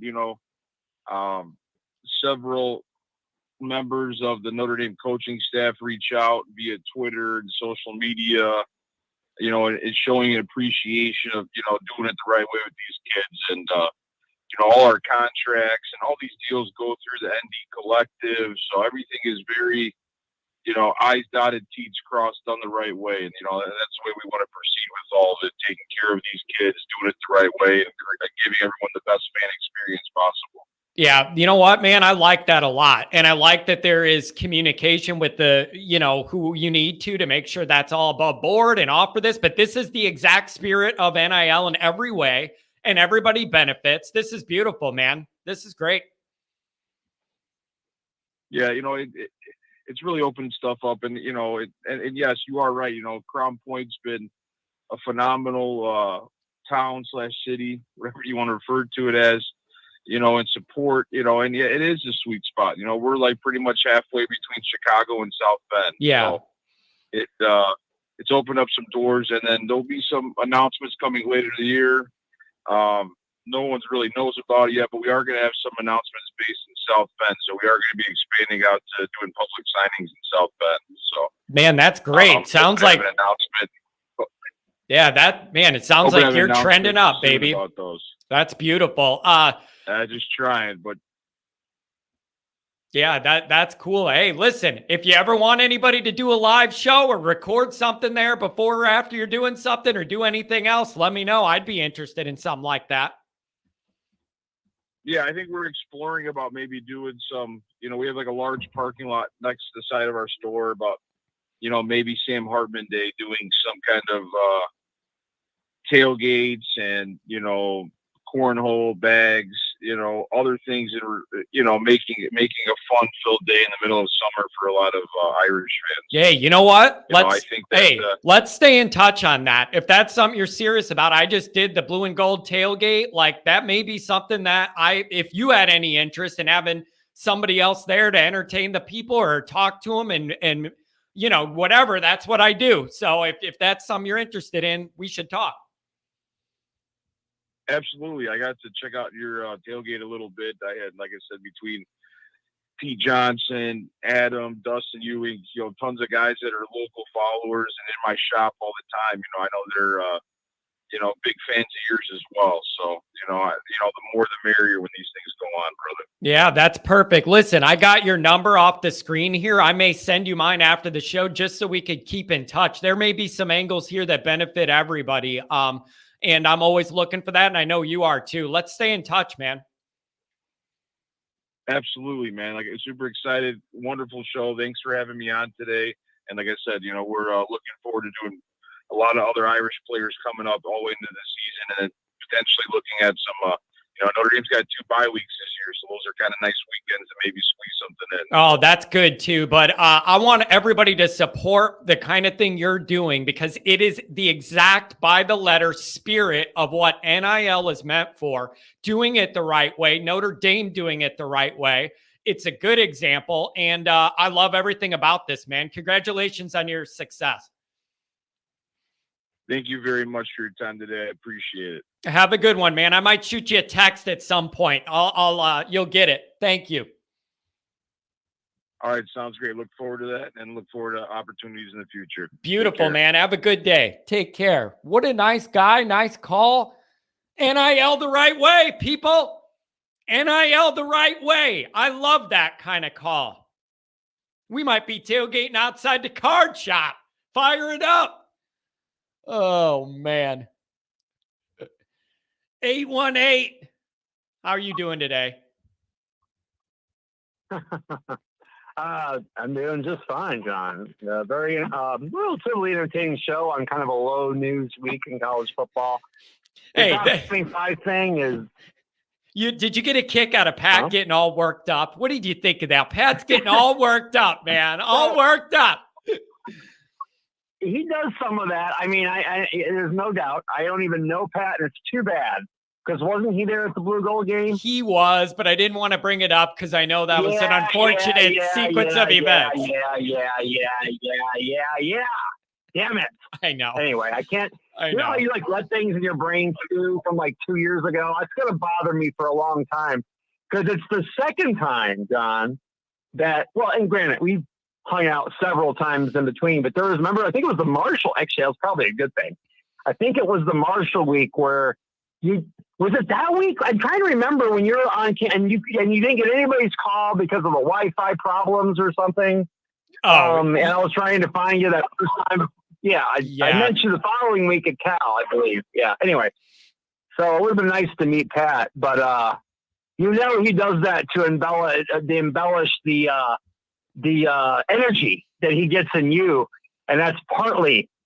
I know that's part of your dynamic. Yeah, we just have such a long history too. Like he knows what's going to get me worked up. I know what's going to get him worked up. It's just one of those things when you know somebody for 20 years and we're both the way we are. That's how the dynamic is. I don't know, man. What else is on your mind? It's like summer. We have time to kind of relax now and look at some bigger picture stuff. Where's your mind at when you think about college football in Notre Dame recently?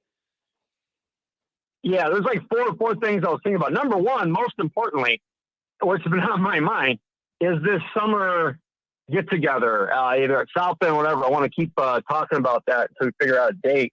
I think that would be a lot of fun for Notre Dame fans and general. So a South Bend meetup, however it works out, man. That's number one. Number two, I was thinking about this the other day, and I don't know the answer. Years ago, if you remember Michael Miller, he was that kind of heir apparent to the Rocket. Never quite worked out.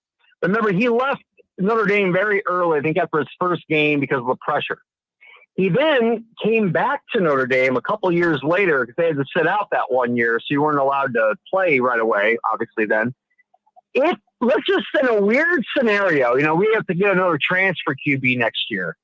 Could it possibly be that could Buckner make his way back to Notre Dame? I've heard that. I've heard this theory. I have literally seen and heard this theory. I guess there's no reason why he couldn't, right? If you could transfer with no... John, I'm just saying, it's funny how sometimes, and it's fine, but we miss the forest for the trees, and that's going to bring up my third point about Tommy Rees in a second, but you just never know what's going to happen down the line. Things can seem very grim at times, because of the over hyperbole that goes with the negativity surrounding Notre Dame football. We get that.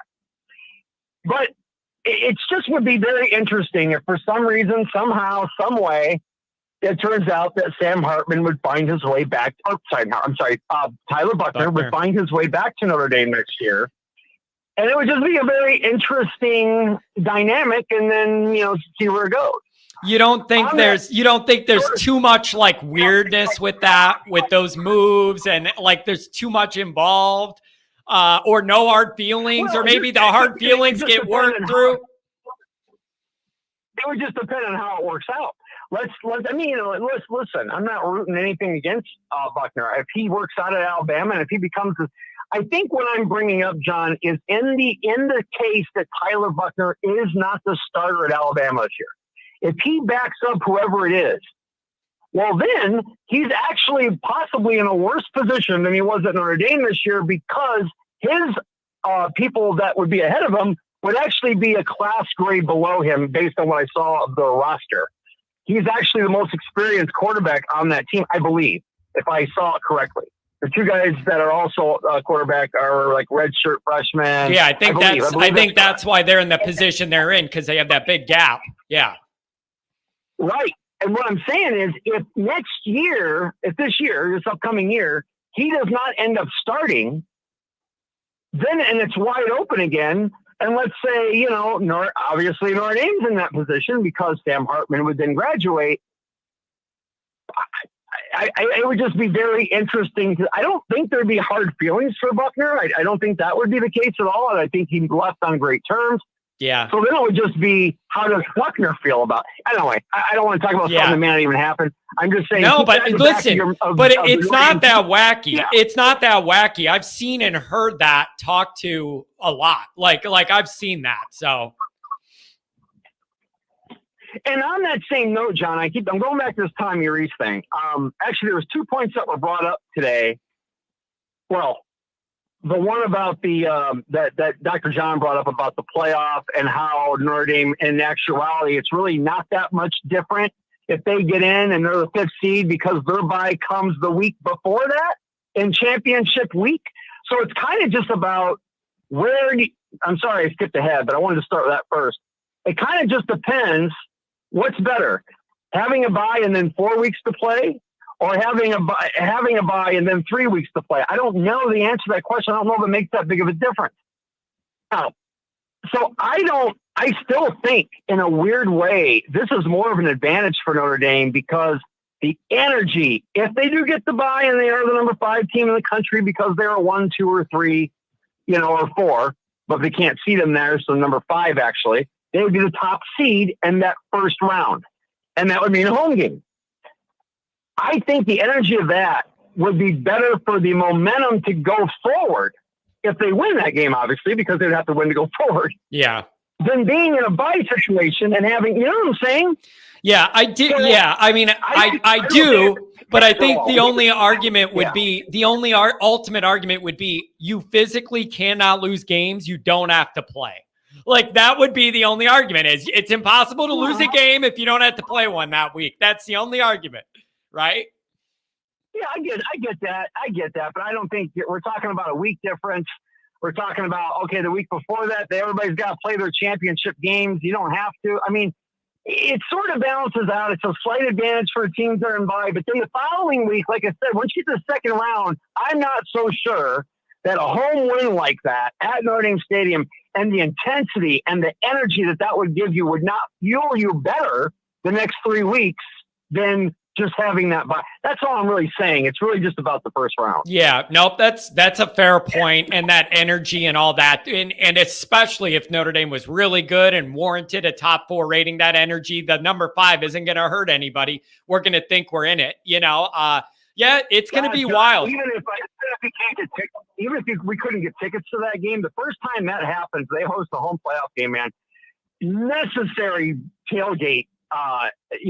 Obviously, I mean, the energy of that, that'd be a highlight of my life. Everybody's going to be cold. Everybody's going to be so cold. It's going to be the week of Christmas. South Bend's going to be frozen. Or not. If it has any kind of, like what's been the last few years, Christmas week is, well, this year we actually did have snow on Christmas Eve and day, I believe. But in the past, it's been relatively nice the week of Christmas. Yeah. Anyway. Okay, then coming back to the Tommy Rees thing, I still say it's interesting, because if Tommy Rees' trajectory ends him back to Notre Dame someday, 7 to 10 years from now as their head coach, because, he's ascended that well, yeah, we're going to be more appreciative of the fact that he left to coach under Nick Saban than we would otherwise. So that's interesting too. Like right now, it's sort of kind of stings, I guess. I mean, some people didn't want him there. Some people were happy to see him go. Me personally, I think I still am a fan of Tommy Rees. I'm a fan of just him in general as a coach, not necessarily as a coordinator per se, but I just think he's got, I don't know, John, I just think he's got star potential as a head coach. I really do. We'll see if that pans out. Yeah, but the coach under the guy that I also had, I remember when Saban was this, I never understood why other people, gurus of college football, kept saying, "Look at this guy. This is the guy," just like people do with Tommy Rees that seem to know what they're talking about. And I'm like, yes, I see that intuition. You know what I mean? I don't necessarily see it in terms of numbers and stats. Yeah. And it kind of was the same thing with Saban. I never understood what, and then you know what?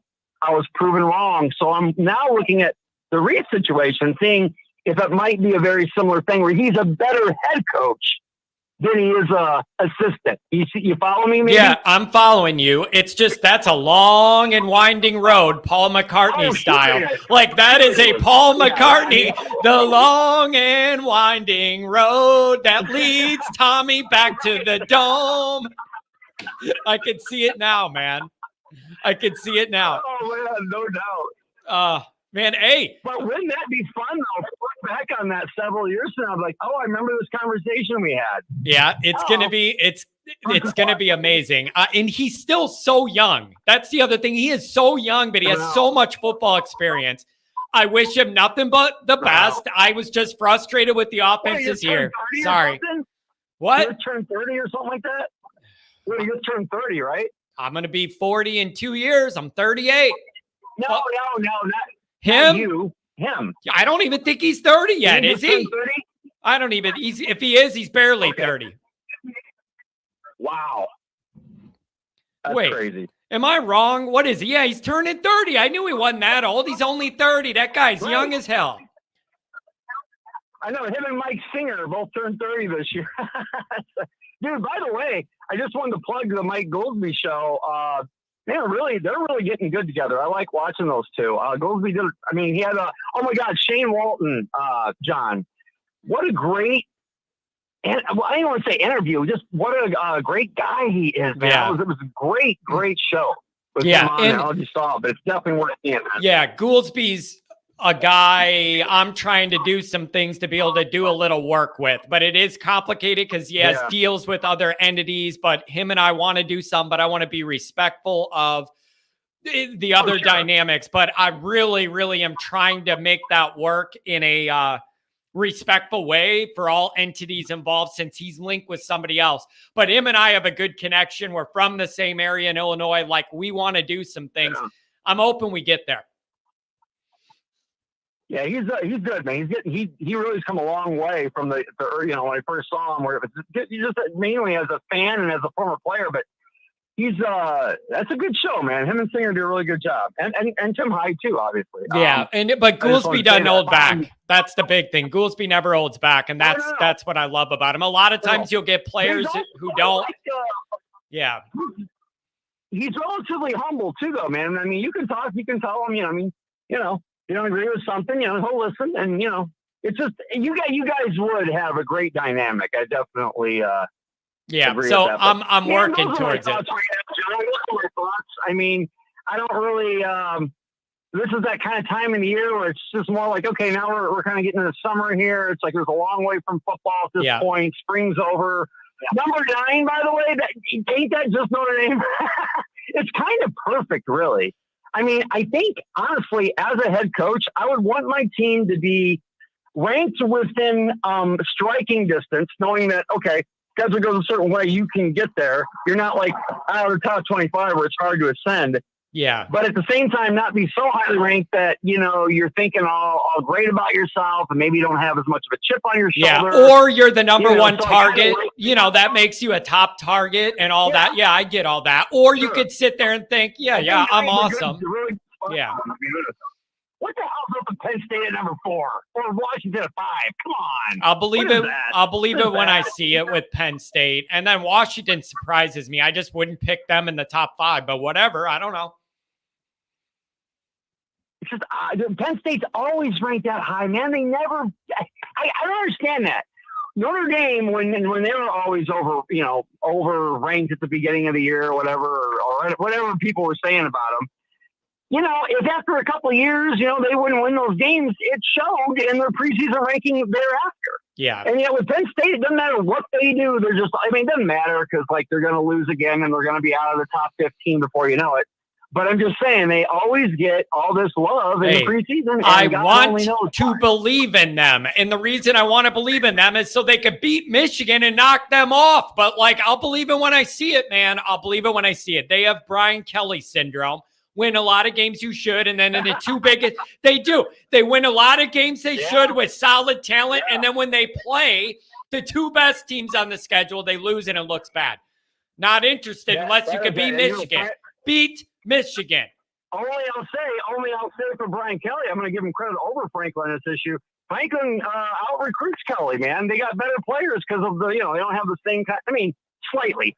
Obviously, there's been some years. I'm not talking about it's a huge difference, but my point is, and yet he still couldn't get them over the hump. At least with Brian Kelly, he could use the excuse, well, if I'd have been able to recruit this guy or that guy, where Franklin does get those guys and they still don't end up, Yeah, I believe it. Believe it when I see it with them.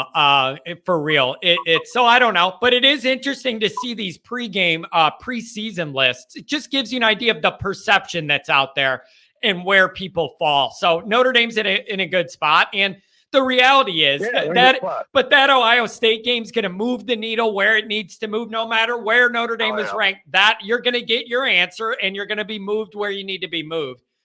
So that's going to take care of itself. Dang, John, they got to win. They got to win that game, and they got to find a way to win that game. They just have to. I know. I think this understanding of, and again, I'm sort of trying to will this into existence. I want the players to feel that too. I want them to feel.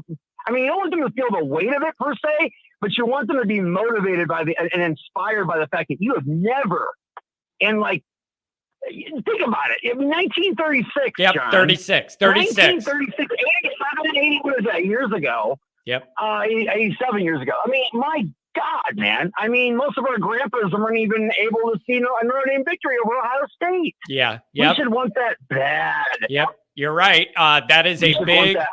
Yeah, you're right. And I do like the way you said that about not feeling it as like weight, as in pressure that can hold you down, but more like excitement of that on the other end. Yeah. Yeah.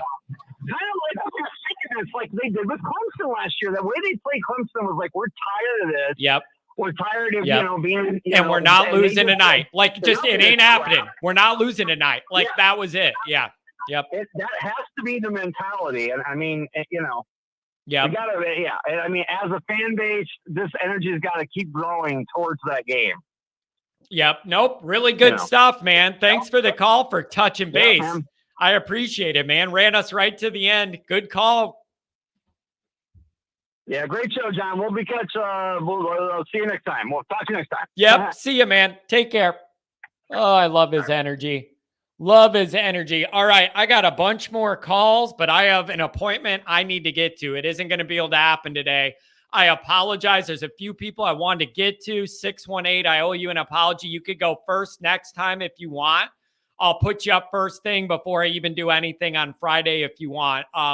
I feel bad, but I do have to take off and drive and go to an appointment, so I can't run late.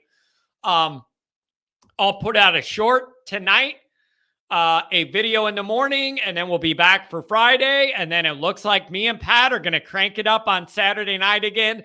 Who in the hell knows how that's going to go? Thank you for being here. Thank you for commenting. Thank you for calling. Pat, thank you for calling and yelling. Made for a very entertaining show. Everybody have a good one. Talk to you soon.